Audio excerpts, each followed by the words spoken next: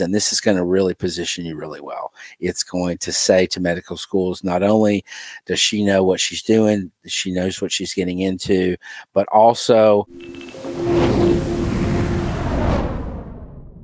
okay, welcome to Am I Ready? The broadcast where we look at a applicant's record in MAPT, and I will evaluate in talking with the applicant and with the student, and we'll talk about everything related to their journey into medicine so far, and then I'll make some judgment call on whether I think they're ready to apply in 22 for the 23 class or whatever. And so I'm super glad that you're either listening via the podcast or watching this on video. So thank you for joining us today. And I'd like to introduce our student for today. This is Peyton. Hello, Peyton.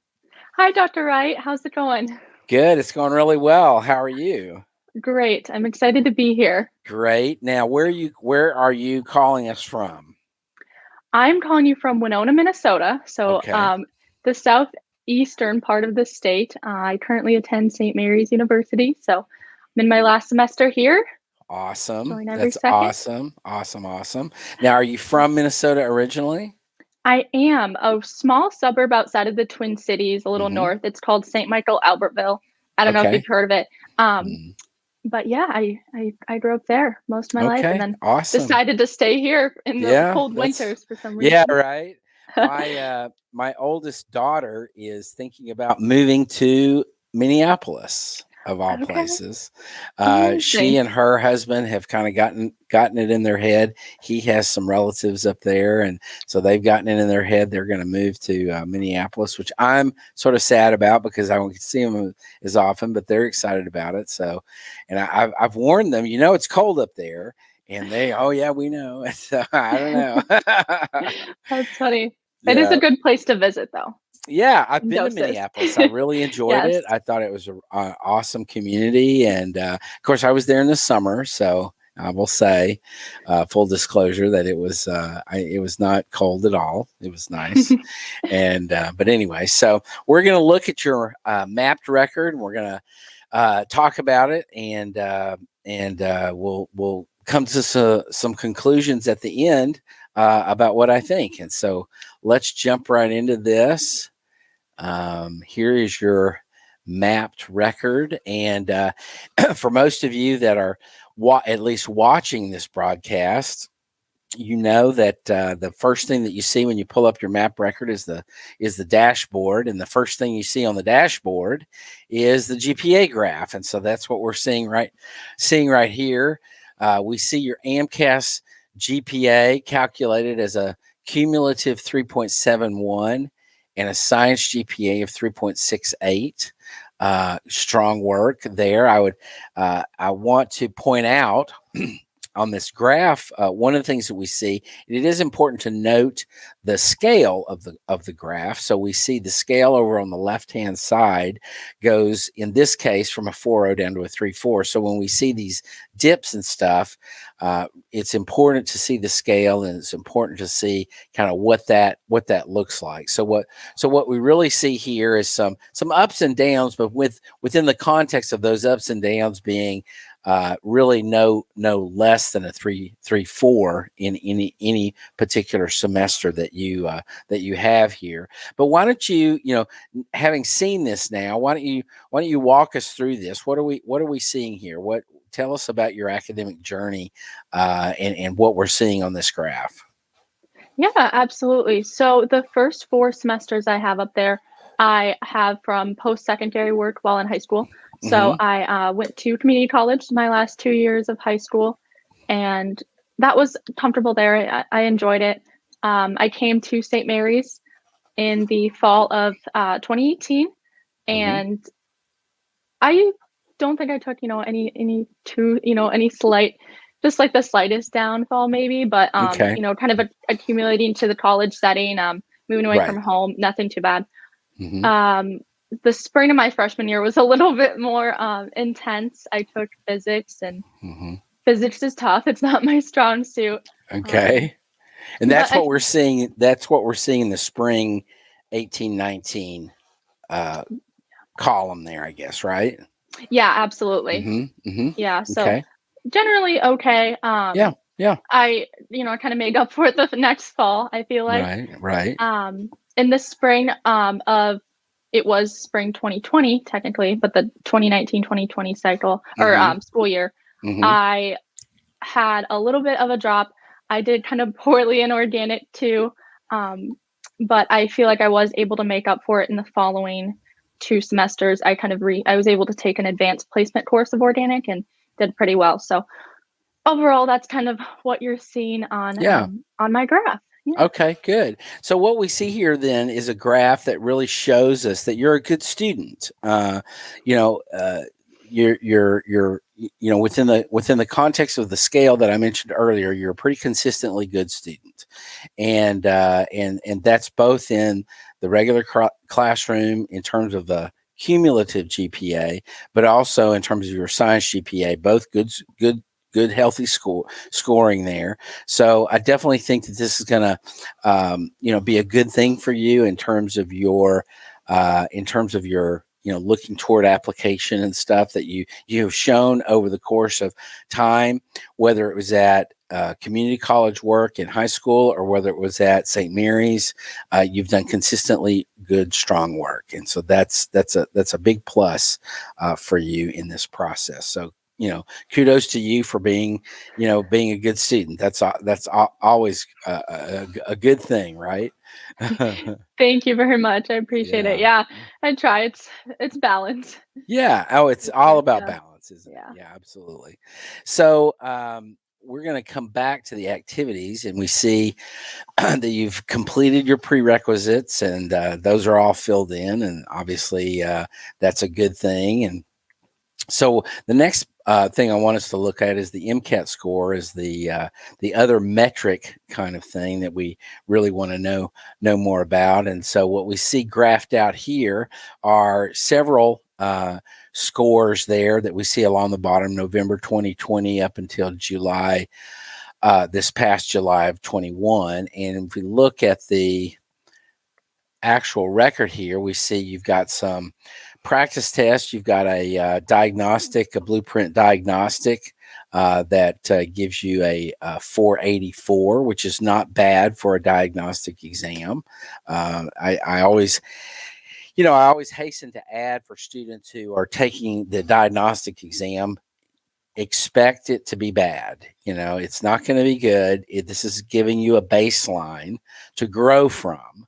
And so what we see here is growth. You started out with a 484 on your on that half length diagnostic exam from Blueprint, and then you increased to a 499 with a full length. You have a double AMC exam with a 497. Now, tell me here, what I'm seeing here is a July the 30th of 506. Now, that's a real exam, correct? Yes, that Mm-hmm. that is when I took the MCAT for the first time officially in this Mm-hmm. past July. Mm-hmm. Okay, good. So, how did you feel about that score? I was pretty relieved by it, honestly. I think am now realizing that I think I forgot a couple exams, practice exams on there, and I was kind of Mm-hmm. scoring at like the 503 Mm-hmm. average. Mm-hmm. So a 506 was kind of a pleasant surprise for me. I had a pretty prolonged and kind of dragged out study plan. I anticipated on studying my last in the spring semester, the summer before taking the exam, and with biochemistry that didn't work out as planned. Sure. But so I then kind of continued over the summer, and I was kind of kicking myself at the end of it, just kind of not having realized how I should study properly until the last, I think, 3 weeks before my exam. So Mm-hmm. I think at this point, I'm kind of debating retaking the exam or not. Mm-hmm. As we'll kind of see in my activities when we talk later, and potential med schools, I have really strong ties to Mayo Clinic. Mm-hmm. Just being here in Winona, that would be a dream school of mine, and I think bottom 10% is like a 512. And Okay. just given that I kind of now feel like I know how to study properly for the Mhm. exam, Mhm. I'm really interested in retaking it. I actually booked another retake Mhm. for March. Uh-huh.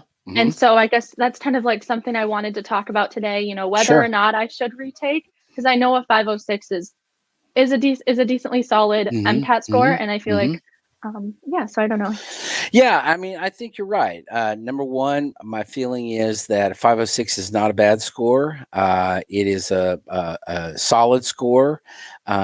I would say that if Mayo is your sort of dream school, your sort of top school that you really want to shoot for, then I would definitely recommend a retake. I think that particularly if you feel like you can do better than a 506, if you felt like between now and March you've basically got about maybe 4.5 months to kind of get back into studying and really if you feel like that with a new commitment to MCAT and with some really good strong commitment to a study routine that you can do better than a 506, then I definitely would recommend that you do that. I think 506 is not a bad score at all, but I think particularly if you feel like that you're better than a 506, then I definitely say go with that. And particularly I think the higher you score, the better off you're going to be for a variety of reasons. It's not all about just the metrics of the MCAT and stuff like that, but it is part of it, and it is a big part of it in a lot of ways. And so I would definitely suggest that you strongly consider that, and really studying, taking as many practice exams as possible, and really studying those practice exams. Where did I go wrong on questions that you missed? Where did I miss it? Why did I miss it? Stuff like that. Studying those exams, those practice exams, really important. So definitely, I think that's a great idea. Okay, sounds good. Yeah, because I am realizing too, I think my cars section was significantly lower if we looked at Mm-hmm. it. It was Mm-hmm. quite a dip, which 124. was, Mm-hmm. yeah, which was unexpected. I wasn't really getting that in my practice. So hopefully, kind of like taking this new approach, hopefully that Yeah. would change something. So Yeah. thank you very much. I appreciate Yeah, the yeah. input. Oh, yeah, absolutely, absolutely. What we see here is the activity hours of 3,012 and a half, and the kind of spread around a variety of different things. And I want us to um, look at those individually. So what we see here is why don't you kind of just walk us through these things. So you've been employed, I guess, the whole time you've been in college. Is that right? Yeah, pretty much. So I kind of started out at the end of, at the end of high school, that kind of summer before I entered college, Mm-hmm. um, bartending and serving back home. And Mm-hmm. that kind of continued on throughout the summers and breaks I was home. And then I recently this year started bartending in Winona. And Yeah. I really enjoy it. It's just something fun to do. I really enjoy like the fast pace of Sure. serving people and Sure. taking their orders. So that's been really fun. I've also kind of what I'm doing now is scribing Mm-hmm. at Mayo Clinic. That's kind of where my time comes from. And I started that this past summer, actually. Mm-hmm. And I'm Mm-hmm. doing that this semester. And I anticipate doing that during my gap year as Uh-huh. well. Mm-hmm. Yeah. I guess Good. what kind of led me to scribing, though, I was a CNA at two different nursing homes, one back home and one in Winona. And I really loved being a CNA. I loved taking care of, like, I loved having my residents and not Mm-hmm. only like caring for them, but just having Mm-hmm. the conversations on downtime with them. I love that. Yeah. The only thing I was missing, oh, I'm sorry. No, go ahead. Yeah, I was just gonna say the only thing I was missing was just kind of having that physician contact. I Mm-hmm. really didn't know, like I knew I wanted to do more for my patients, but I didn't really know what that looked like, the day to day of a physician. So I think Right. scribing has absolutely showed me that. I'm kind of latched on to a physician now and just following them everywhere. And Right. it's fun. It's really awesome. So I Yeah, kind of got the that's best of great. both worlds. Yeah, Mhm. that's great. And I think that it's really encouraging to me, like that, CNA is a great experience for pre-med students. Gets you into a clinical setting, gets you a lot of clinical experience dealing with patients, dealing with the ins and outs and the grunt stuff of what what it's like in whether you're in a hospital or a nursing home or whatever setting you're in. A lot of great experiences, and so that's awesome that you've had those, and that you've now moved into scribing. Scribing is another excellent way to get great experience. Now the scribing you're doing is in the emergency room or what? Yes, I'm a scribe in the emergency room at St. Mary's campus at Mayo Clinic, Hmm. and that in itself is a very different environment, which I really appreciate. Kind of having that awareness to just kind of seeing how the different doctors Hmm. kind of handled certain situations and how they really want to rule out quote unquote the bad things in the Sure. emergency department. And I think that in itself, that approach to care is really quite interesting.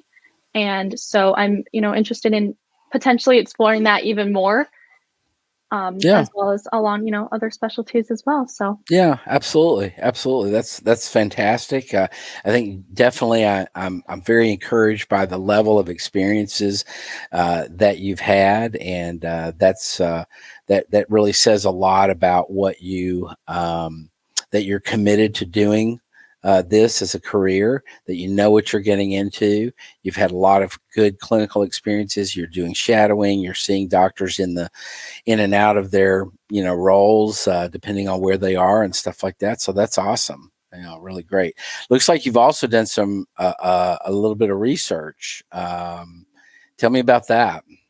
yeah, so for my senior thesis in my undergraduate education, we have to do like a senior thesis, senior Hmm. research project, and so I'm doing mine on a plant native to Winona. It's called wild bergamot, Uh and huh. that's super cool. I'm just kind of quantifying, the chemical composition of that and coming up with basically a chemical library for the plant. And it's interesting research. Not only am I getting to work with like new scientific instruments, but my favorite part almost was I spent this past summer also once a week going on different hikes to collect the bergamot.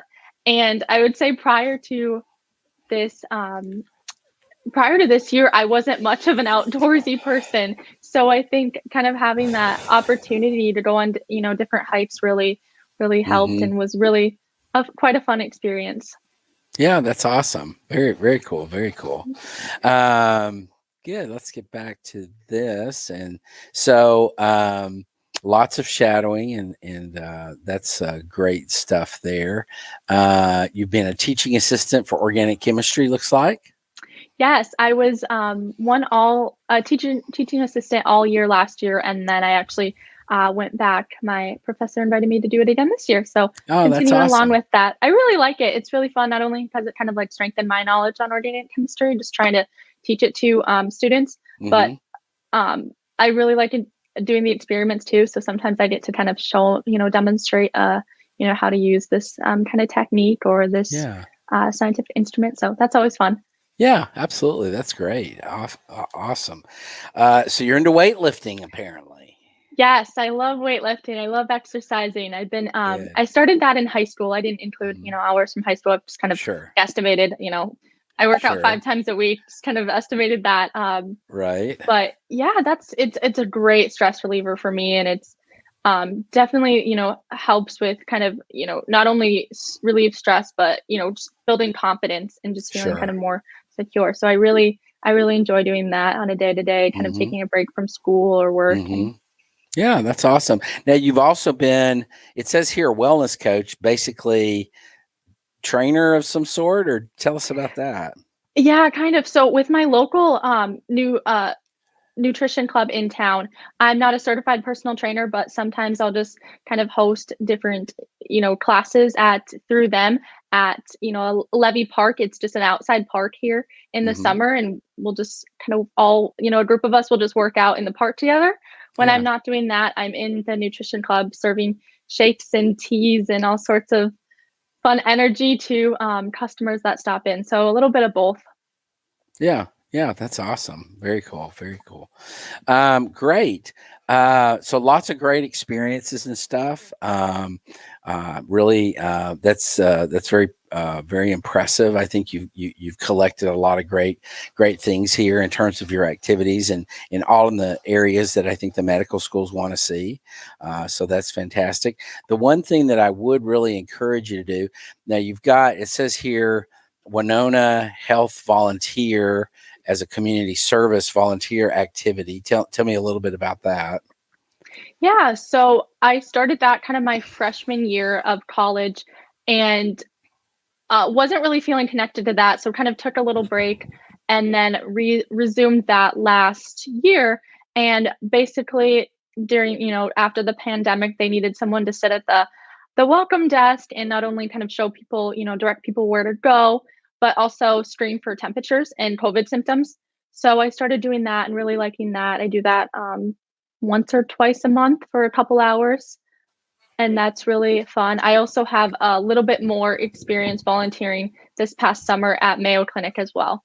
Um, Okay, good. but in a completely different sector. I was doing patient education.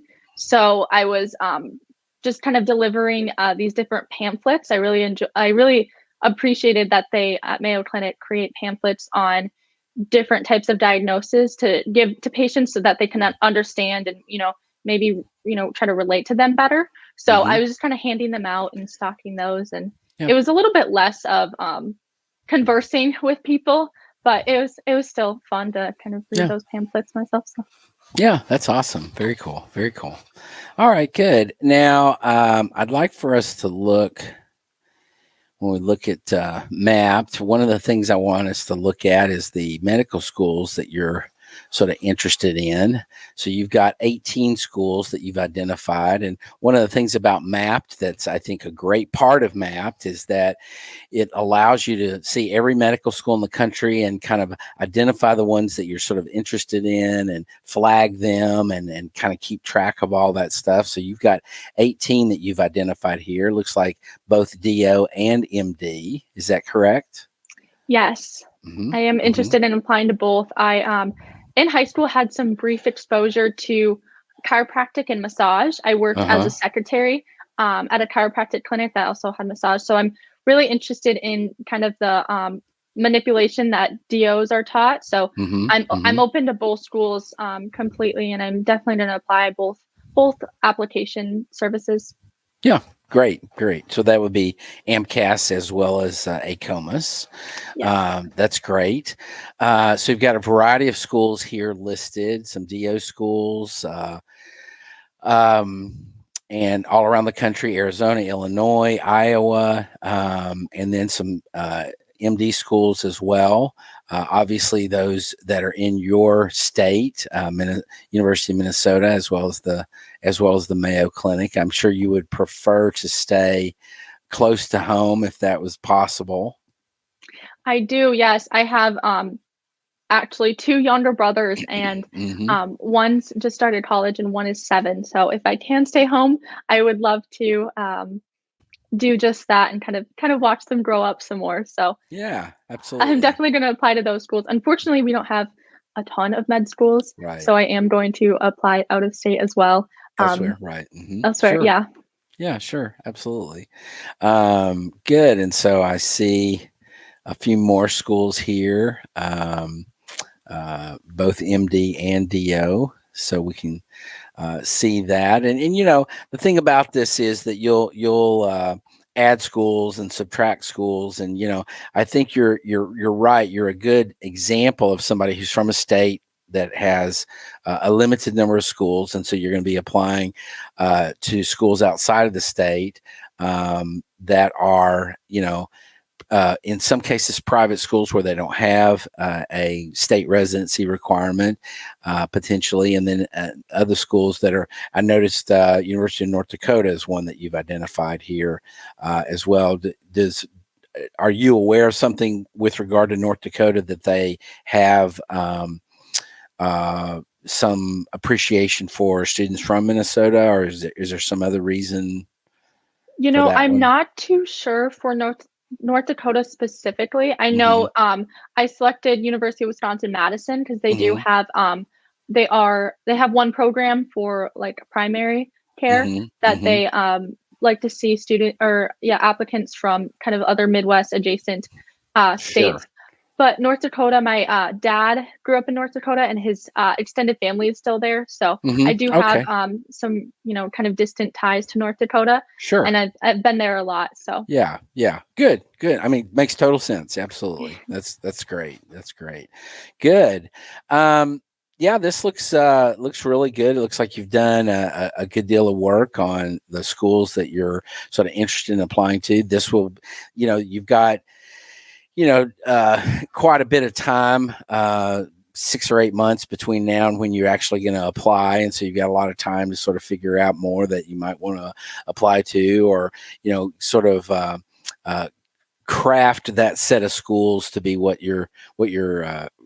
you're going to focus yourself. And some of that is going to be dictated, as you can imagine, by the new MCAT score. And so, depending on the new MCAT score that you're going to take in March, may dictate that a little bit in terms of, if you got to, if for some reason you really hit it out the ballpark, and that may change the levels of schools that you're interested in applying to.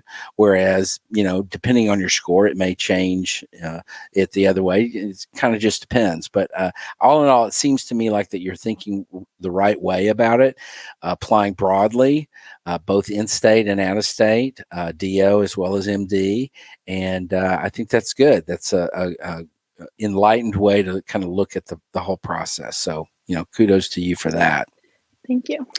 So, what I would say basically here, Peyton, is to kind of boil it all down to the important stuff, is that I definitely think you've got a good head on your shoulders. You're a good, strong student. You've shown yourself to be consistently a good student in the classroom, both in the dual credit classes that you were taking in high school and community college, but then again at your institution. And you've really done a good job of showing that, regardless of where you're going to school, that you're good in the classroom. That's so important for medical schools, to be able to see that you're a good student. Medical school is school, and so they want to see that you can, on the day in day out grind of going to class and studying and exams and et cetera, that you're able to do that in a way that is really a good strong showing. So that's great. I'm going to say here, Peyton, that I'm going to give you a green light here to apply. I think you're ready to apply. I think um, I think the one thing that we don't know yet, and I think I'm very supportive of you retaking the MCAT, and I think if you can pull, if you can get over that, let's say, for example, if you can get over that 510 hump, and really show that you can take tests well, and particularly in this environment of the science work, that's really going to give the medical schools even more to go on. And then you've got so many great experiences. I mean, you have a wealth of clinical experiences, and this is going to really position you really well. It's going to say to medical schools, not only does she know what she's doing, she knows what she's getting into, but also that you have committed to doing the stuff, and that you've enjoyed it, and that you are really on board for all this.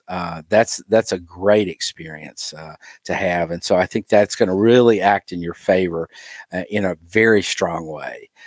So that's very encouraging to me. So all in all, Peyton, I definitely think you're in good shape. good luck to you. If you could make a little bit of difference on the MCAT score, I think that is going to change the calculus a little bit, and could enable you to be a little bit, even a little bit stronger of an applicant. But even as things stand right now, even if you didn't retake the MCAT, let's say something happens and something falls apart and you're not able to retake the MCAT in March, I'd still say go ahead and apply, and really put yourself out there. And I think you got a lot of good stuff in your record that's going to be very attractive to medical schools, and then adding to that, retaking the MCAT and potentially doing a better on that will even enhance that even more. So green light from me. Thank you so much. That's very reassuring. Yeah, And it yeah. definitely can't come soon enough. I'm very excited. Oh, I totally understand, and it's the kind of thing that sometimes you just need to hear it.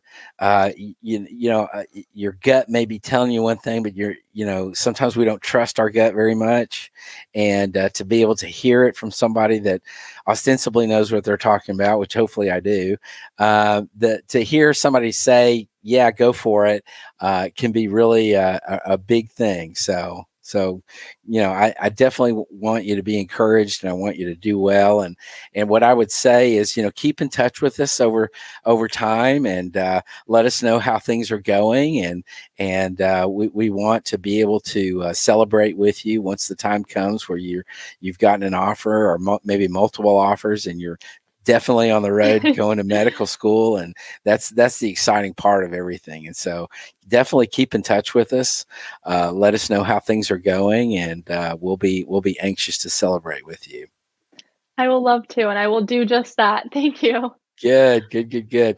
Do you have any other questions or anything that you'd like to address before we close out? I think we were kind of able to tackle my questions head on, Okay.